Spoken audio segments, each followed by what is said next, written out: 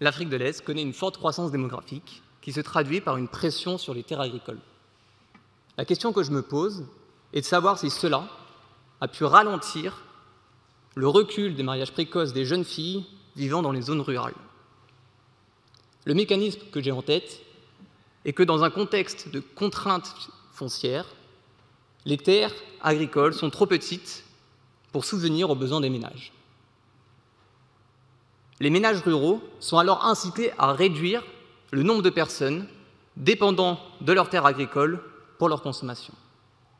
Or, dans ces contextes d'Afrique de l'Est, les jeunes filles sont moins susceptibles d'hériter de la terre du ménage et de fournir la main-d'œuvre agricole. Les ménages ruraux peuvent donc être contraints de marier leurs filles relativement plus tôt pour réduire le nombre de personnes dépendant de leurs terres pour leur consommation.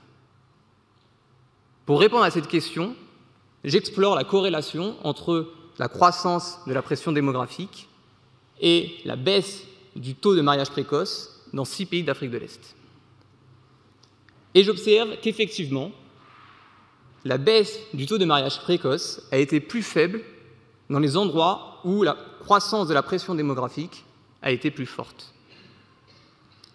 À travers des analyses complémentaires sur le taux de mariage précoce des garçons, ou en distinguant selon la composition de la fratrie des jeunes filles et selon les normes d'héritage de la terre, je fournis des résultats qui confortent l'argument que les contraintes foncières sont un mécanisme derrière cette corrélation.